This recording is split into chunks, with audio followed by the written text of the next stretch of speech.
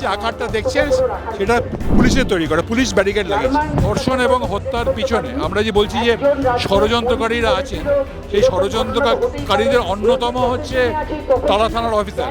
আমরা এমন কিছু করব না যাতে থানার কাজ ব্যাহত হয় বা যারা আসছেন তাদের কাজকর্ম ব্যাহত হয়।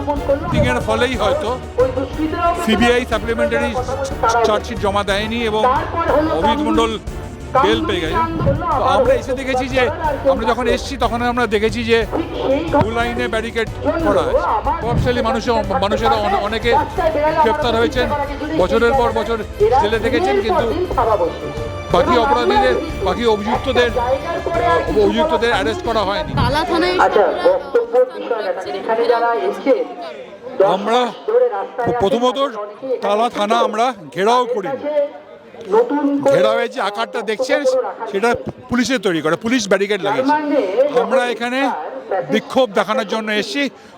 ঘোষিত কর্মসূচিতে আমরা তালা থানা অভিযানে এসেছি।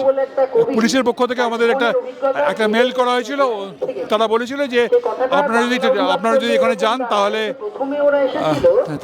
তালা থানার যে নর্মাল ফাংশনিং সেটা ব্যাহত হবে। যারা বিভিন্ন কারণে থানায় আসেন তারা আসতে পারবে না। তো আমরা তাদেরকে বলেছিলাম যে আমরা এমন কিছু করব না যাতে থানার কাজ ব্যাহত হয় বা যারা আসছেন তাদের কাজকর্ম ব্যাহত হয়। তো আমরা এসে দেখেছি যে আমরা যখন এসেছি তখন আমরা দেখেছি যে দু লাইনে ব্যারিকেড করা আছে। আমরা এখানে বিক্ষোভ দেখাতে এসেছি। তালা থানাকে আমরা বেছে নিয়েছি এই কারণে যে অভয়ার ধর্ষণ এবং হত্যার পিছনে আমরা যে বলছি যে ষড়যন্ত্রকারীরা আছেন, সেই ষড়যন্ত্রকারীদের অন্যতম হচ্ছে তালা থানার অফিসার।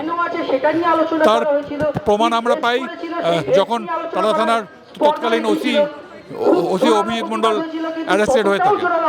কেন্দ্র রাজ্য সেটিংয়ের ফলেই হয়তো সিবিআই সাপ্লিমেন্টারি চার্জশিট জমা দেয়নি এবং অভিজিৎ মণ্ডল বেল পেয়ে গেছেন, কিন্তু তার মানেই তালা থানা নিষ্পাপ, ব্যাপারটা এরকম না।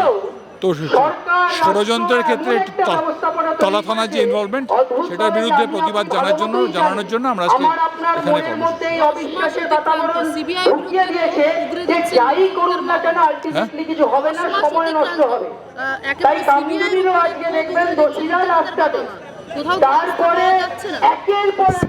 সিবিআই এরকমই করে। আমরা যদি আমাদের রাজ্যে দেখি সারদা নারদা এমন সব মামলা, যে মামলাতে অনেকে প্রভাবশালী মানুষেরা অনেকে গ্রেপ্তার হয়েছেন, বছরের পর বছর জেলে থেকেছেন, কিন্তু বাকি অপরাধীদের, বাকি অভিযুক্তদের অ্যারেস্ট করা হয়নি এবং মামলাগুলো এখনো ঝুলে আছে। তো সিবিআই বিচারের তদন্তের দায়িত্ব পেয়েছে মানেই সবকিছু হয়ে যাবে এরকম না। সিবিআই ঠিক মতো কাজ করবে কিনা সেটা ডিপেন্ড করছে আমাদের উপর। আমরা যদি আন্দোলনের চাপ তৈরি করতে পারি তাহলে সিবিআই কাজ করবে। বাংলা হাটের আরো খবর দেখতে নজর রাখুন। বাংলা খবর মানেই বাংলা হাট।